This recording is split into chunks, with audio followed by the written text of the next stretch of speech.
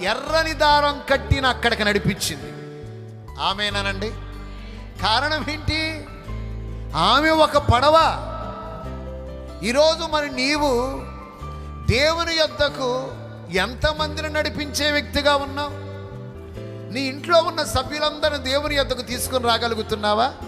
నీ వీధిలో, నీ గ్రామంలో, నీ కాలేజీలో దేవుని బిడ్డలారా, నీ డ్యూటీ దగ్గర, నీ యొక్క ఇదిగో దేవుని బిడ్డల నీతో పాటు ఉండే ఆ వ్యాపారస్తులు కానీ, వ్యవసాయదారులు కానీ, ఎవరైనా సరే వాళ్ళకి ప్రభువు మాటలు చెప్పి వారిని ప్రభు దగ్గరికి నడిపించగలుగుతున్నావా? ఓ పడవలాగా మారగలుగుతున్నావా? నీవే దేవుని దగ్గరికి రాకుండా ఎవరిని ప్రభు దగ్గరికి నడిపించగలుగుతావు? సంఘము ఎలా ఉండాలి అంటే, నీ ద్వారా సంఘము అంతకంతకు విస్తరించునుగాక, క్షేమాభివృద్ధి చెందునుగాక.